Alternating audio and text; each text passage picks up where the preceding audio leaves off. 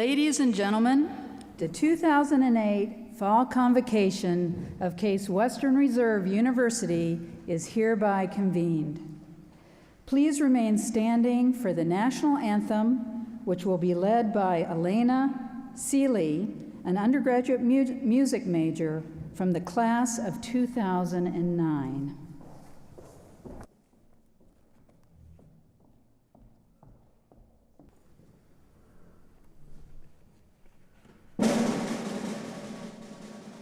Oh, say, can you see by the dawn's early light what so proudly we hailed at the twilight's last gleaming, whose broad stripes and bright stars through the perilous fight o'er the ramparts we watched were so gallantly streaming, and the rockets' red glare, the bombs bursting in air, gave proof through the night that our flag was still there. Oh, say does that star-spangled banner yet wave o'er the land of the free and the home of the brave?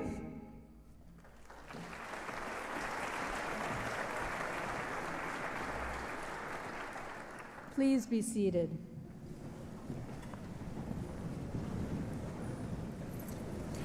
It gives me great pleasure to introduce President Barbara R. Snyder.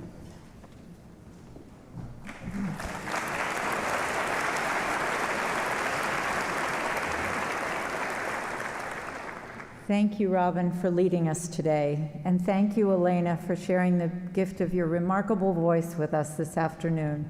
To all of you here on the platform and out in the audience, let me start by saying simply welcome. A new academic year has begun at Case Western Reserve University, and I'm pleased to share this ceremony with all of you. As you know, last week we lost a wonderful member of our university community, Congresswoman Stephanie Tubbs Jones. A year ago, she joined us on this stage as we marked my investiture as president. Stephanie graced the podium with energy, wit, and an unmistakable affection for this institution, her alma mater. I count myself fortunate to have had an opportunity to come to know Stephanie and her passion for Case Western Reserve University. I know we will all miss her. Please join me in a moment of silence to honor the rich legacy left by Stephanie Tubbs Jones.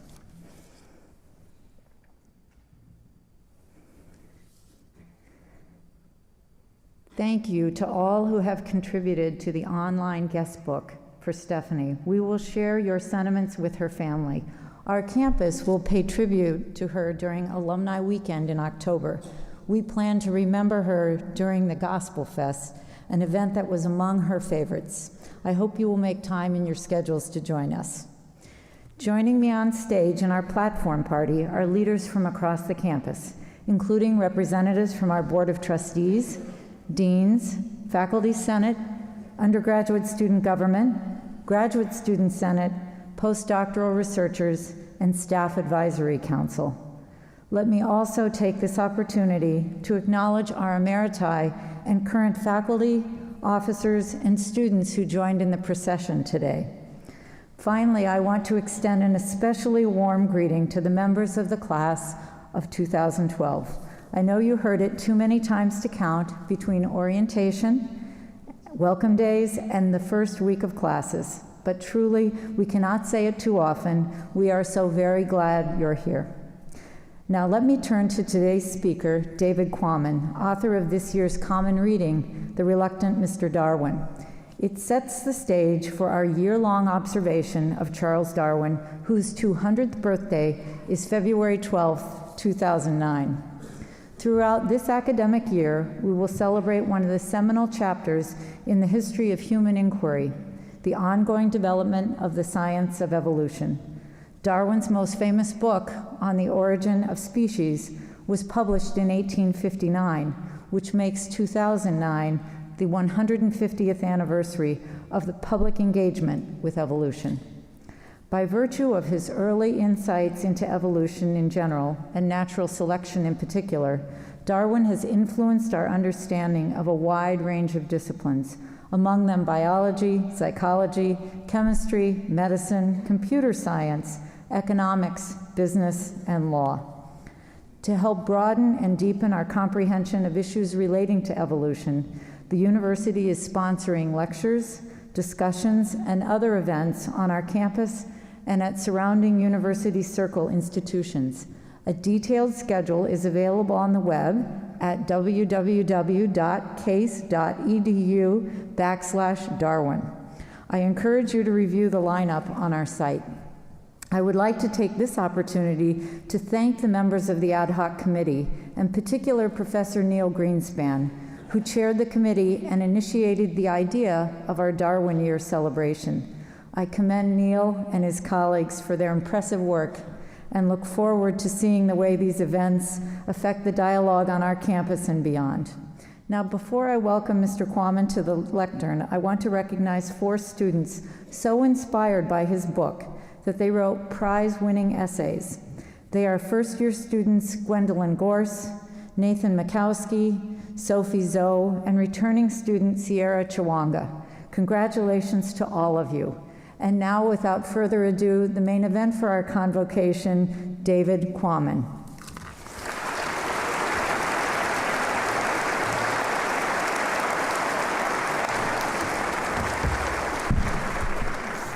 Thank you very much, President Snyder.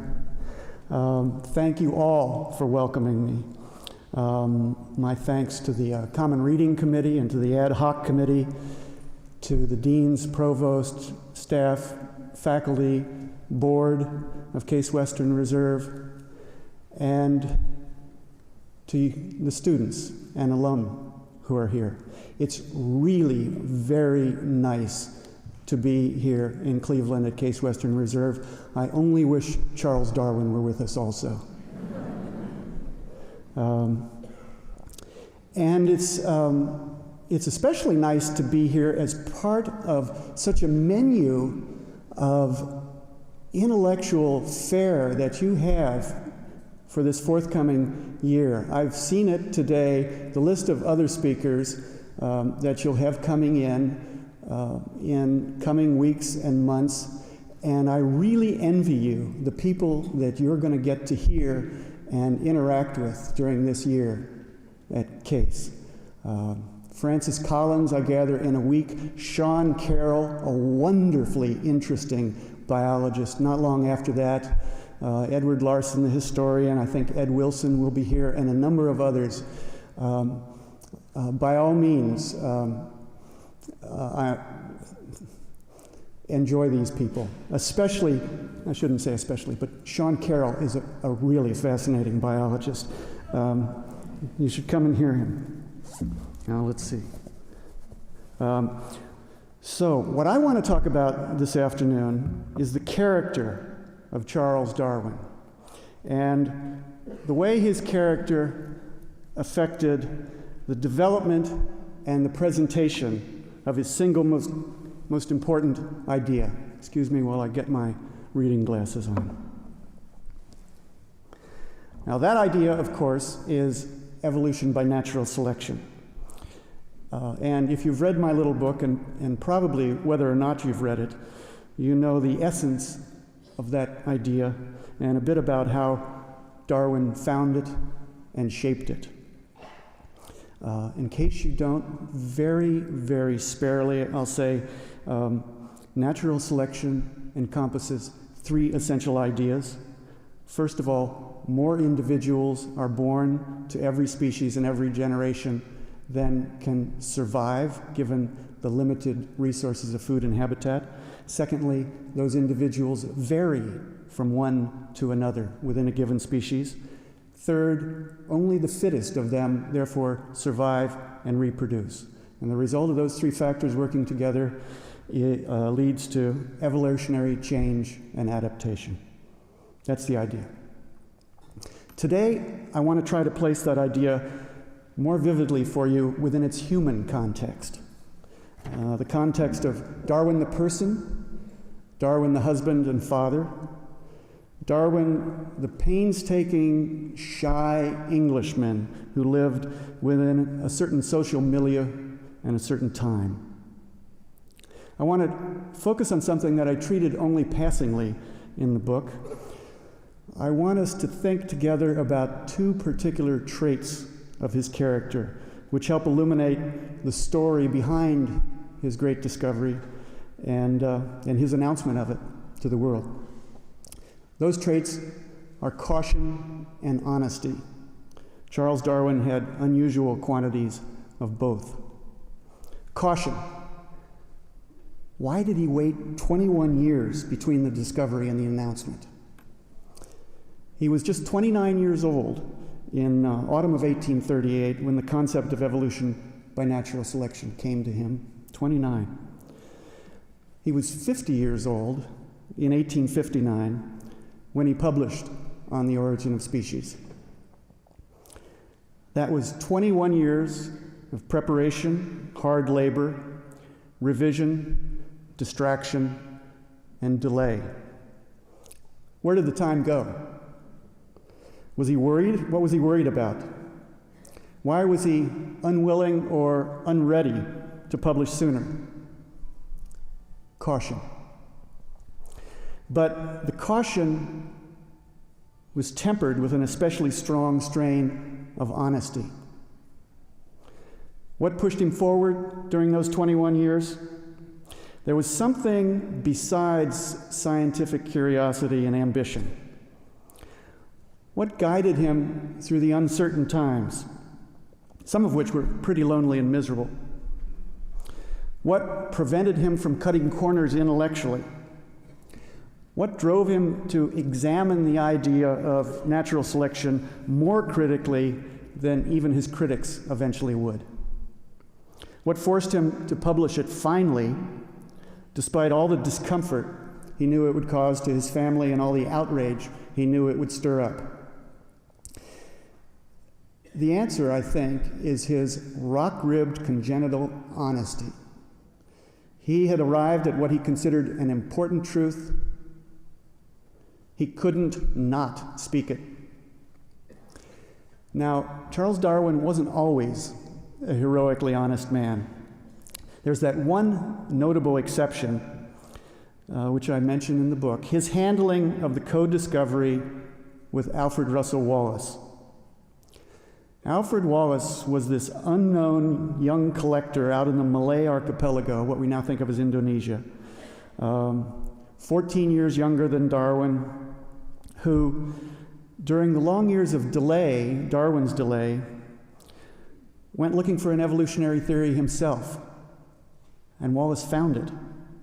That is, he hit upon the very same big idea that Darwin had been nurturing secretly. So he wrote that famous letter to Darwin containing a short manuscript. Why send it to Darwin? Well, because Darwin happened to be one of the very few well-connected scientists that Wallace even knew.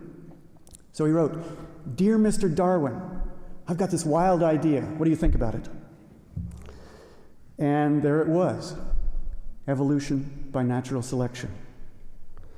Wallace didn't use those exact words, but he had the essence. Darwin was devastated. His first reaction was despair. Well, there goes all my originality, all my credit for this monumental discovery. Scientific priority was important in those days as it is today.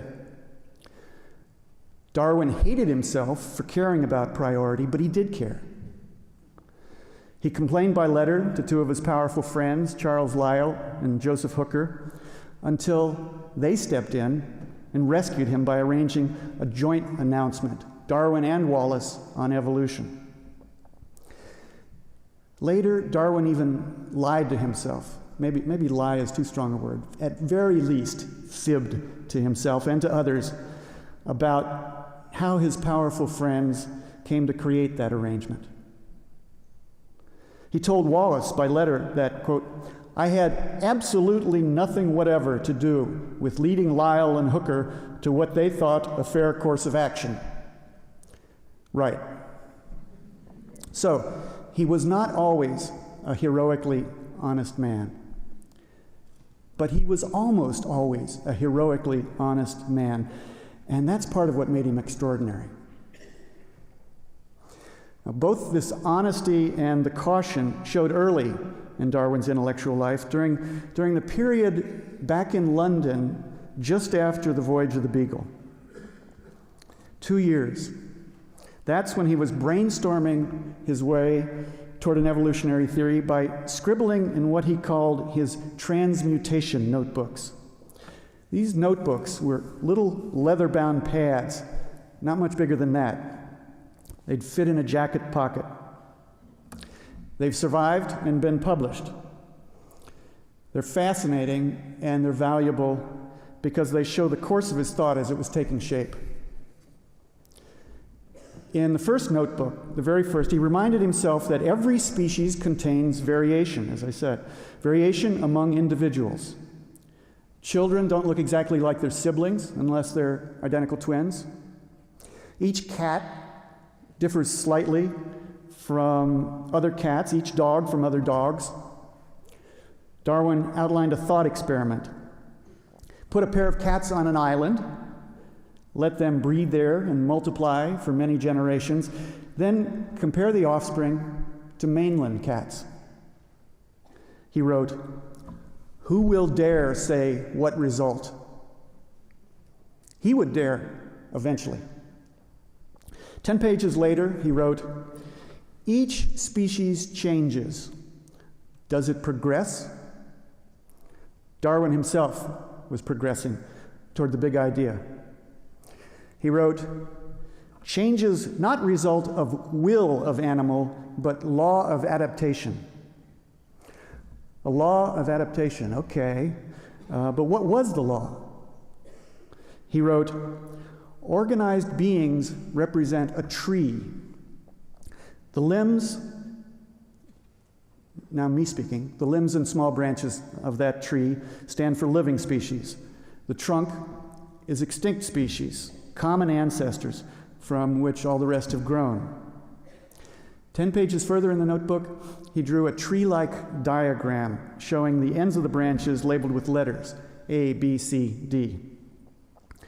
Because of the irregular limb structure, branch A was way out to the right, branches B and C were closer to each other on the left.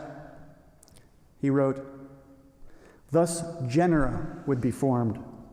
That is, B and C are two species within a single genus, whereas A belongs to a different genus." So this was not just a diagram showing the origin of species. It showed the origin of genera, orders, whole classes of creatures, fish, mammals, reptiles, birds.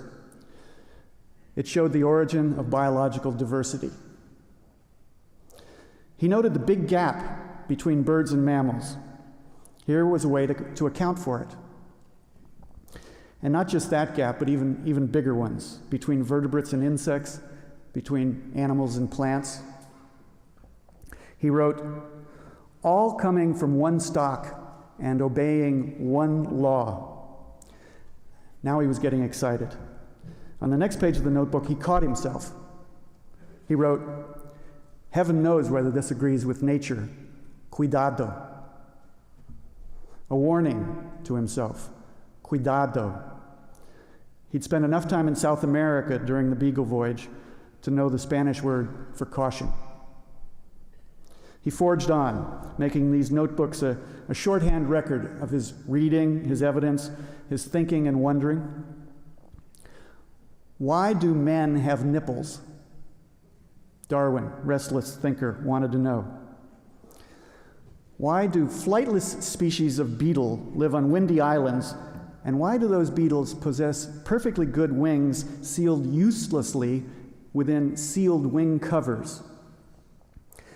How could you reconcile such oddities with the Orthodox Christian account of creation?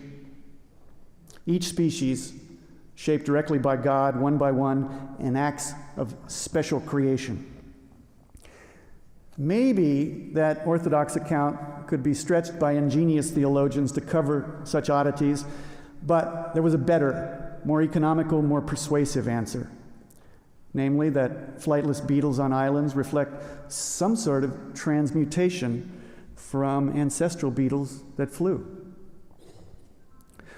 Once you grant that species transmutate from one into another, Darwin wrote, the whole fabric totters and falls. And that fabric was the old orthodoxy about special creations. This brought him to the most scary and difficult question of all.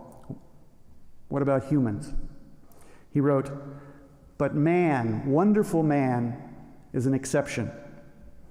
Man is godlike, yes? Wait a minute, no. Man is clearly a mammal. Instincts, nipples, canine teeth, belly button. Just a few lines below the first sentence, Darwin reversed himself. No, man is no exception. That is, humans are no more godlike than any other species. And from that terrible insight, that moment of blazing conviction, he would never retreat. Emma Darwin, his wife, is an important figure in this discussion because she was a source of his caution and a challenge to his honesty. She was his first cousin before she became his wife. He proposed to her at almost exactly the same time as he was conceiving his big theory, late autumn 1838. At that point, he was brimming with intellectual excitement, and he had no one to share it with. He was also overworked, nervous, and he had begun suffering from a mystery illness that would punish him intermittently for most of his life. Heart palpitations, headaches, vomiting. Starting around this time, Charles Darwin probably vomited more than any great scientist in history. Altogether, he'd had enough of his bachelor life. He was ready to get married, but he hadn't yet decided to whom. Being cautious again, he worked through the question of marriage as though it were an arithmetic problem. I mentioned in the book that weirdly systematic process with him listing the pros and cons of marriage on a sheet of paper. For those of you who haven't read it, he actually wrote that marriage would give him a companion in old age who'd be better than a dog anyhow.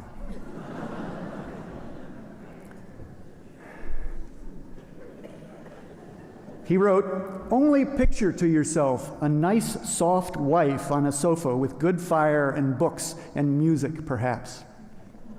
What a romantic.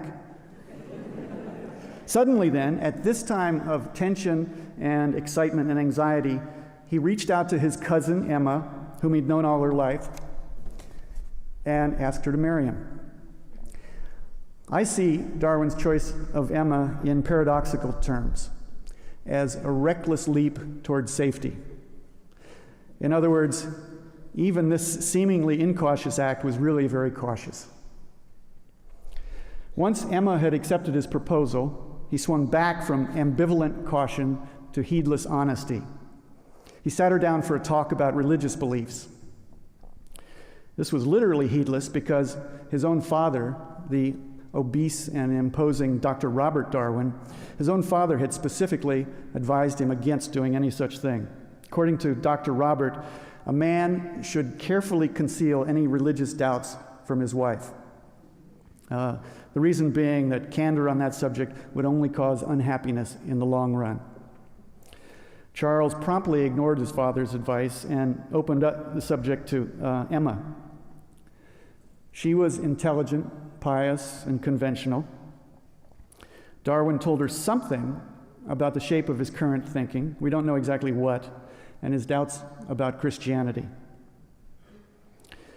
Our evidence for this conversation is a letter that she wrote, thanking him for his candor, but admitting that the difference in views between him and her would be a painful void between us. Now, Their marriage worked out surprisingly well, especially given these inauspicious beginnings. It lasted 43 years to the end of his life, becoming only more solid as time passed. The painful void that Emma had mentioned was no illusion, and it never went away. Darwin was always aware that his rejection of religion and his materialistic theory of origins, and especially of human origins, were deeply troubling to the one person he loved most. That awareness of Emma's feelings probably contributed to the 21-year delay in publishing his theory. Eventually, he went ahead anyway. Love was important to him, so was simple human consideration, but ultimately, science and honesty were more important. Two other events during the early years contributed to his scientific caution. The first involved a geological mystery known as the parallel roads of Glen Roy. These parallel roads were natural horizontal terraces along the mountain slopes above a river valley, a glen, the glen of the River Roy in western Scotland. And the mystery was, what had created them? They were very flat, very smooth, very strange. Darwin visited Glen Roy during a summer vacation. He was interested in geology as much as biology at that point. And he was always a restless theorist, not just a good observer. So having seen these parallel roads, he came up with a theory. They were ancient sea beaches, he concluded, formed when this Glen Roy had been a saltwater fjord. The beaches had been raised onto hillsides, he figured, when the entire landscape thereabouts had risen by natural geological uplift. In 1839, same year as his marriage, he published a 50-page paper on Glen Roy in a prestigious British journal. It was one of his first big publications, and it turned out to be dead wrong. Not long afterwards, other scientists established the theory of glaciations, which people had not been aware of then, these ancient periods of colder climate during which huge masses of ice had carved and shaped landscapes all over the world. The roads of Glen Roy, it turned out, were freshwater, not saltwater beaches, formed when the river had been dammed by ice and the glen filled with a freshwater lake. It might seem like a small distinction to us, but it's a big distinction to geologists. And Darwin was very embarrassed to be so publicly wrong. He later called it a great blunder. And it probably made him wary of committing a similar blunder in biology. The second chilling event occurred in 1844. At this point, he had just drafted a long essay outlining his theory of evolution and his evidence, and he might have published that essay, but he didn't. Why not? Partly, it seems, because another book that was too similar for comfort and too flaky for him to want to be associated with it was published that year. This was something called Vestiges of the Natural History of Creation, which was a popularized mishmash of interesting facts, factoids, half-baked evolutionary ideas. That book sold really well. People of all sorts read it and talked about it. Queen Victoria, John Stuart Mill, Florence Nightingale. Scientists generally weren't impressed. They denounced the book, careless, inaccurate, maybe amusing, but unpersuasive. And Darwin himself wasn't even amused. He judged this book to be bad on geology, worse still on zoology. And it didn't offer a convincing mechanism for how evolution occurs, nothing like the mechanism he offered. But the fuss over vestiges seems to have made him even more cautious about coming forward himself. So, 10 more years passed while he digressed into other projects and continued to gather material, evidence, arguments on species transmutation. Then he put the digressions aside and finally started work on what he called his big book about species, After 4 more years, he was halfway through the writing of this big book, a huge manuscript, when he got that fateful letter from Alfred Wallace, and bingo, there was his own theory independently discovered. It seemed that he had waited too long, he was scooped. But as it turned out, he wasn't scooped.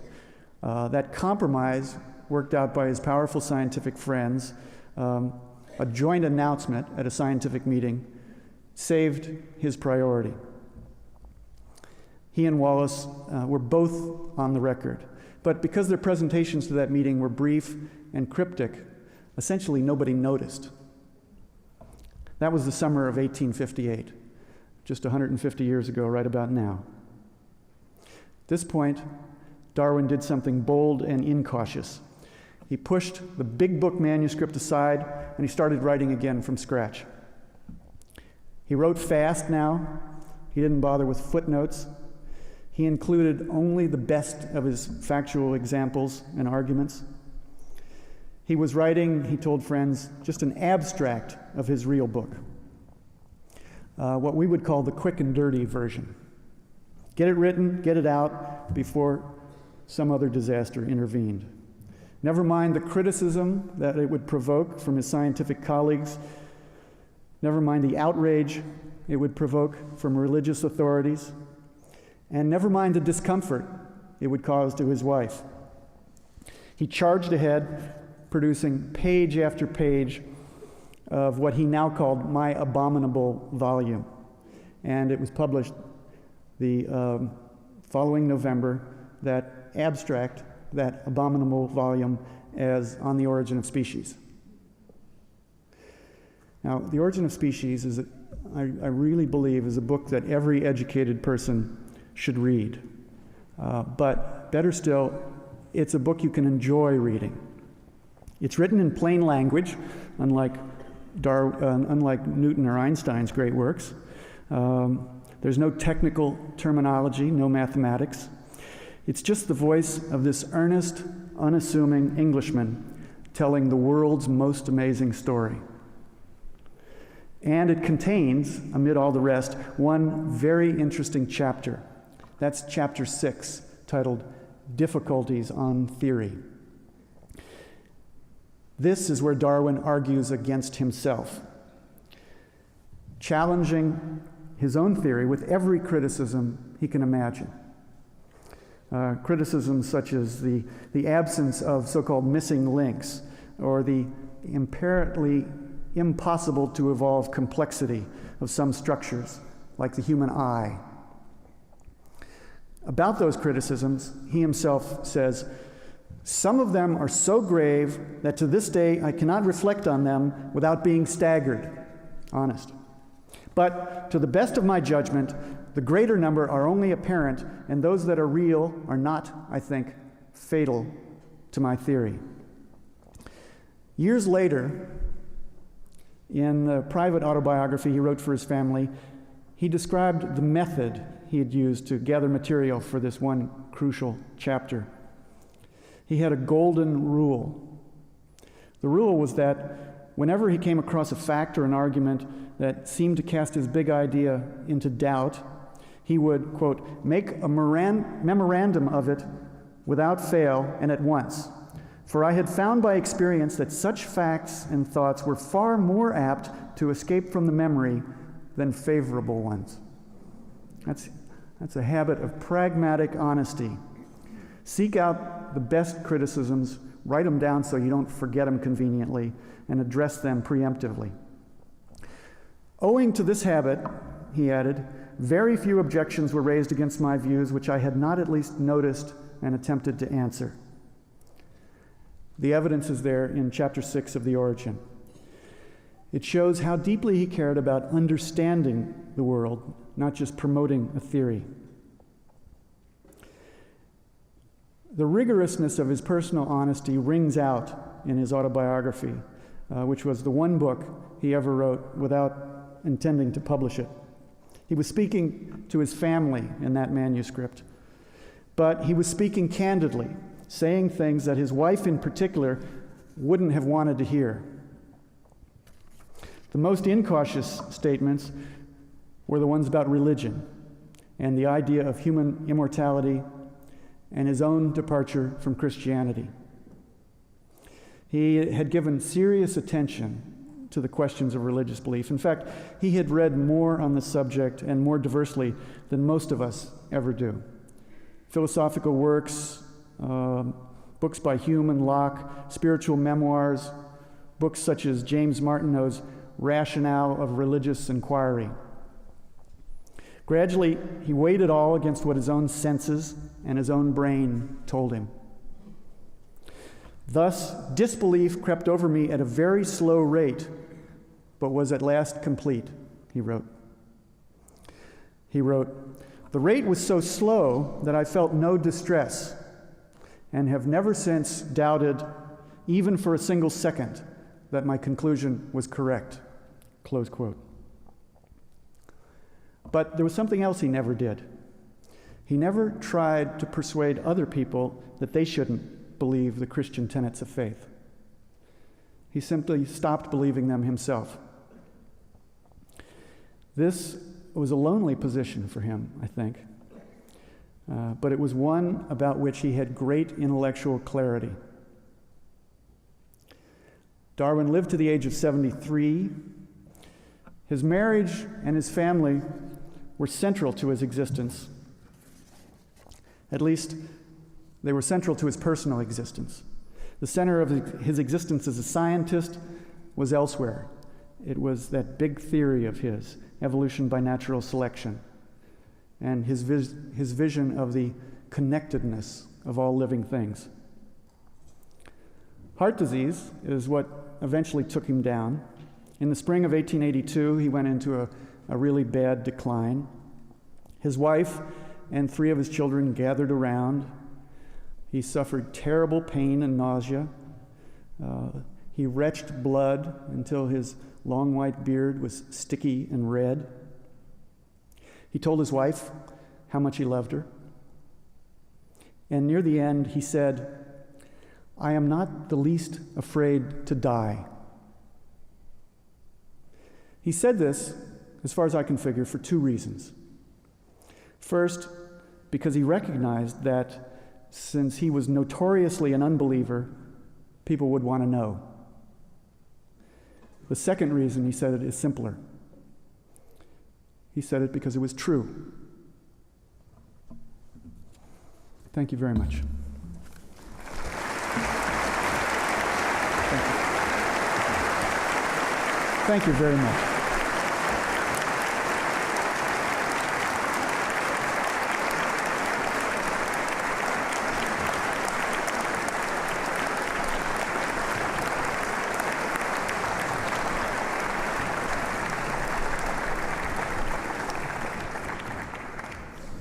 Thank you.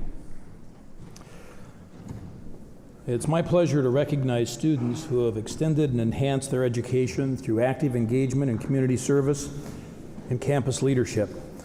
We make a conscious effort to bring together the curriculum, campus living, activities, events, and student services through the Case Way to empower undergraduate students to take responsibility for their own lives and for their educations and to become lifelong scholars, ethical leaders, and active citizens. Max Dupree, in his book Leadership Jazz, notes, "Leadership can never stop at words. Leaders must act, and they do so only in the context of their beliefs." Well, beginning with orientation through housing assignments, SAGES, co-op, and research, we want our students to take action, and they certainly do. More than 3 out of 4 graduating seniors reported participating in at least one experiential learning program, and many reported participating in several. For example, the contributions of our students to the community have been remarkable. They've raised funds for nonprofit organizations, built houses, provided tutoring and mentoring, and provided support in many other ways. Their contributions have received well-deserved local, national, and international attention. I can give you a few examples.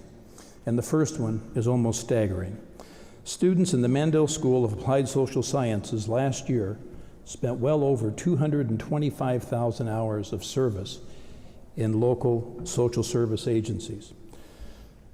That equals more than 100 full-time employees. Cases, fraternities, and sororities provided more than 10,000 hours of service to various agencies as part of their continued commitment to 365 days of service. The Center for Civic Engagement and Learning organized Case Serves, a program to offer students regular opportunities to serve the Cleveland Food Bank, a resettlement program, Judson Park and Judson Manor, and the East End Neighborhood House. Students served on alternative spring breaks, continuing the rebuilding process in New Orleans and doing restoration work on the Cumberland National Seashore. The Center for Civic Engagement also collaborated with the schools and provided students the opportunity to combine community service with classroom learning through courses in disciplines as varied as anthropology, biology, economics, history, modern language, music, physics, political science, religion, sociology, theater, engineering, and nursing. Numerous student organizations exist primarily for the reason of service. These include Amnesty International, Alpha Phi Omega, the Campus Health and Hunger Outreach, Engineers Without Borders, Engineering World Health, the Global Medical Initiative, Habitat for Humanity, Healthcare Service Leaders, Project Sunshine, Student Global AIDS Initiative, and on and on. Nursing students spent thousands of hours in local hospitals in clinical service placements. All of the students in the School of Dentistry participate in serving the community through the Healthy Smiles Dental Sealant Program. To learn about these and many other opportunities, there is a community service fair that will be held on September 11th in Twing Ballroom. And the 6th annual Case for Community Day will be held on September 19th, with hundreds of faculty, staff, and students joining to provide a half day of community service to an assortment of projects. For example, volunteers will paint a mural inspired by renowned Cleveland artist Hector Vega for the RTA station on Cedar Avenue. Our campus is also blessed with many outstanding student leaders and with organizations that give them the opportunity to develop these leadership skills. And again, I'll share just a small sample. Representatives from approximately 70 departments pursue the issues of concern to graduate students through the Graduate Student Senate. Last year, undergraduate student government recognized and funded more than 130 undergraduate student organizations and served as an able advocate for undergraduate students. Groups like Undergraduate Student Government, the Residence Hall Association, and the Class Officer Collective have improved the campus through advocacy and grassroots changes like the RTA Pass, Halloween at the Farm, KCMS, and improvements to facilities. Greek organizations on this campus develop leaders who are recognized both here and nationally. For the past 4 years, both Panhellenic and IFC have been recognized as literally the best in the Midwest, and they've won multiple awards at their national conferences. Residence Life staff provided leadership and guidance and offered more than 500 educational and social programs last year, and over 1,000 new undergraduates joined the more than 2,000 upper class students in the residential colleges and in the village. Orientation leaders welcomed those 1,000 students and provided the energy and guidance through summer orientation and programs. The program board continued wonderful campus traditional events like the Hudson Relays and Springfest. Athletic teams demonstrated leadership both on campus and on the field and off the field, with several All-Americans, several academic All-Americans, an NCAA postgraduate scholarship, and a historic undefeated football season and advancement into the NCAA playoffs. The Case Engineers Council continued to provide leadership to the annual Engineers Week and the Technical Day for high school students. Just last week, the annual Share the Vision Award went to Women in Leadership Week for their outstanding series of programs. And in an era too often marked by shrinking horizons and growing fear, this university was a true shining city on a hill with over 1,000 students from more than 70 countries beyond the United States who continue to expand our horizons and grow our hope.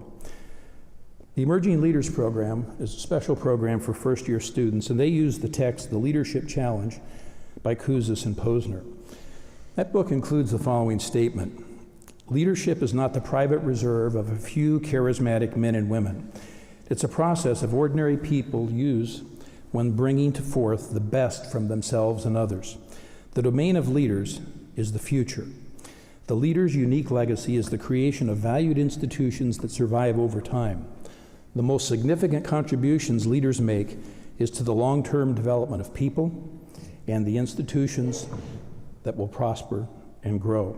This university is here because of a long legacy of leaders, and it will thrive because of the faculty, staff, and students who are helping one another to prosper and grow every day through the exercise of service and leadership.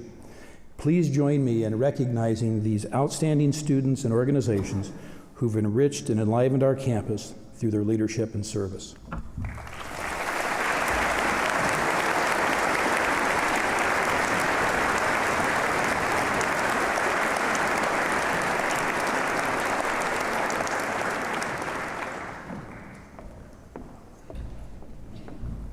Thank you, Glenn. Well, it's great to be here today, it's been a wonderful year and a wonderful beginning to a new year here at Case Western Reserve University, and it's truly an honor to speak to all of you here at the wonderful Severance Hall. This may be the best time to be at Case Western Reserve in our 182-year history. A quick glance shows many great accomplishments and a number of changes over the year. It all began in 1826 in Hudson, Ohio, with the founding of Western Reserve University, which later moved here to University Circle, along with Case School of Applied Science. And after a long rivalry, Western Reserve University and Case Institute of Technology joined together in 1967 to form Case Western Reserve University as we know it today. During my time at this university, we've seen the completion of the Village of 115, which is a new residential housing project on the north side of campus, the Alumni House, the implementation of the SAGES program, and perhaps soon the completion of the Euclid Corridor project. We're hoping. Some of these changes, both recent and historic, have left our university wondering about its identity. But I think we finally arrived at the answer to our decades-long quandary. We are Case Western Reserve University, and we are uniquely us. We are science, arts, humanities, engineering, medicine, and culture, coalescing to form a mosaic of specialties and interests, all aimed at strengthening the cause of humanity and improving our world. With our new university plan, our new university leadership, under the direction of President Barbara Snyder and the new provost-to-be, Dr. Bud Baslick, and some of the best faculty, staff, and students throughout the world, I think we should be looking forward to a very bright future. As for the students, we recently welcomed the class of 2012 to campus and will all too soon be saying goodbye to the class of 2009. We now have over 150 student organizations on campus, some of which have joined us today, and over 10,000 truly remarkable undergraduate, graduate, and professional students. Our new class of undergraduates is from all over the world in 44 states. Our upperclassmen, and particularly our fourth-year students, are now preparing to transition from the student role to the professional role, and will soon be delivering nearly 1,000 SAGES capstone projects throughout the rest of this year, spanning nearly every academic discipline. We have extraordinary students here at Case Western Reserve, and I can safely say that they will perpetuate the university's legacy of excellence well into the future. As for me, I'm really looking forward to working with each of you throughout the rest of this year, students, staff, faculty, and administration. I hope that we can work together to meet our common goals and move forward as a university. I'm very confident that this is going to be a great year to be at Case Western Reserve University. Thank you, and I'm wishing you all the best in the 2008-2009 academic year and beyond.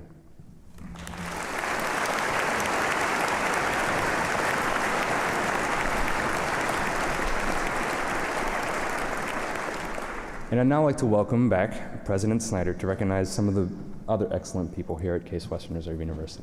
Thank you. First, thank you, David, for bringing Charles Darwin, the man, into sharper focus for all of us. I think we all enjoyed your talk. Thank you, Glenn, for your recognition of our students' accomplishments, and thank you, Miles, for the great job you do leading the undergraduate student government and our undergraduate students more generally. This past year has been full of memorable achievements by people throughout the community. This summer, we honored 3 staff members, Michael Yeager, Colleen Barker Williamson, and Ramona David with the President's Award for Distinguished Service for their remarkable contributions to our university. At commencement, we recognize faculty whom students selected as exemplary teachers or mentors: Don Feek, Richard Osborne, Heath Demery, Athena Vretos, Ann Helmrich, and Stacy Williams. We also honored Arthur Hoyer, an internationally renowned expert in ceramics, with the Frank and Dorothy Hummel-Havorka Prize for his many achievements in his field. And throughout the past several months, we have witnessed many examples of other noteworthy breakthroughs and insights. Among them, a new non-invasive test developed by Sandy Markowitz and his colleagues for colon cancer. Discovery by a team including our own Jim Van Orman that water may exist in the moon's interior.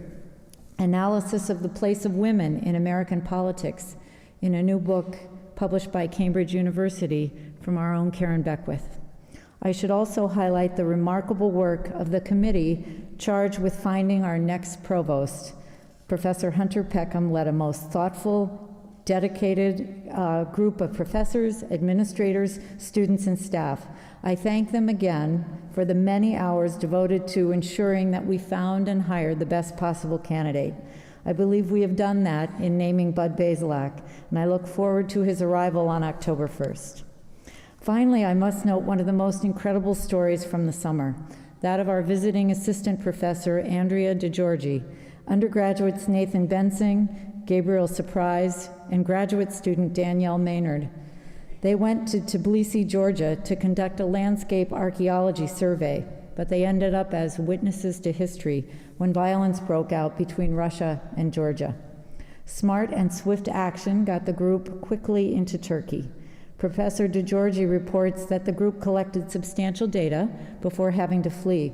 They also, of course, learned firsthand the destruction and fear that airstrikes leave on a city and its residents. We are very grateful for their safe return.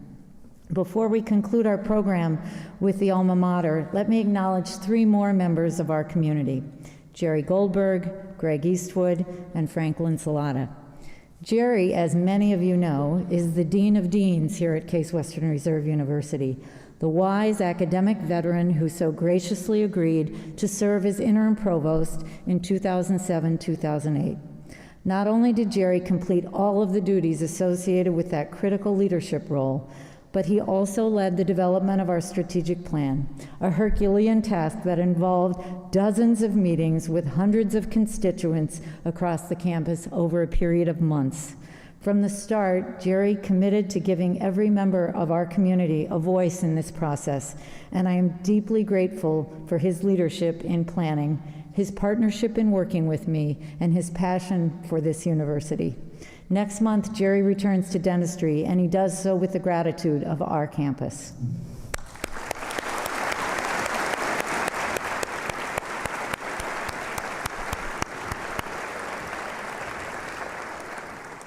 Next week, as many of you know, Case Western Reserve University will present the first Inamori Ethics Prize to Francis Collins, former director of the Human Genome Project. I encourage you all to attend the free public lecture and symposium, which will take place Thursday, September 4th at 1 o'clock on this very stage in Severance Hall.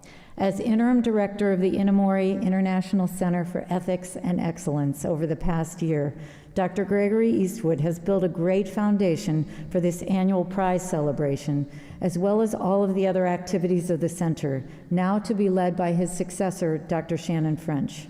His exceptional work is no surprise, since as interim president in 2006-2007, he did the same for the entire university.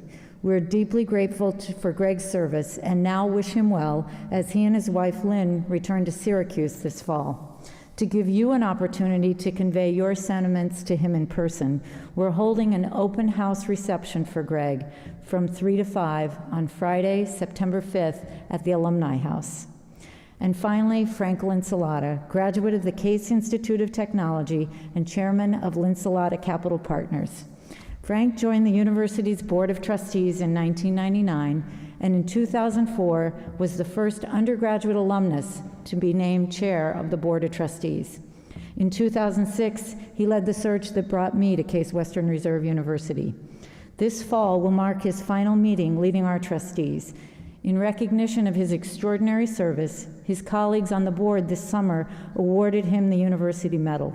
I would like to recognize Frank and his wife Jocelyn for their tremendous contributions and simply say from all of us, thank you.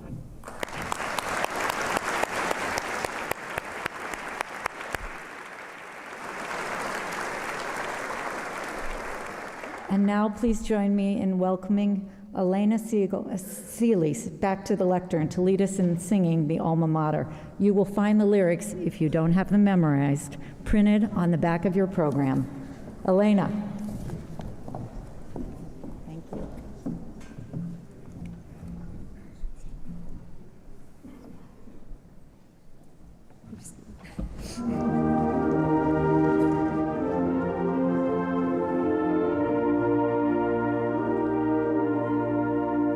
Shine on forever, Case Western Reserve,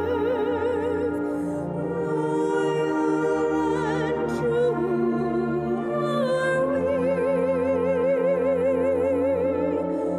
Your brave sons and daughters, your knowledge we use to make a mark on history.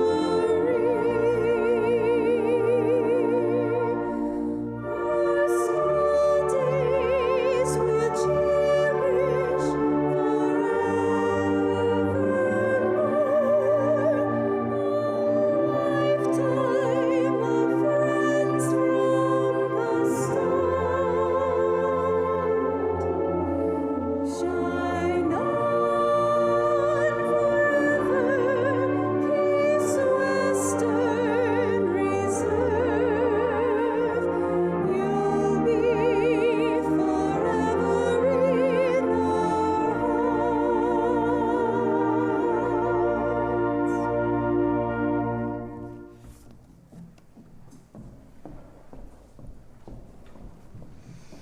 Ladies and gentlemen, this concludes our convocation.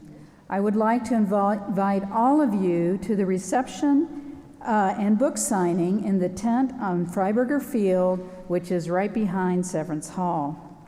Please remain standing and at your seats until the academic procession has left the hall.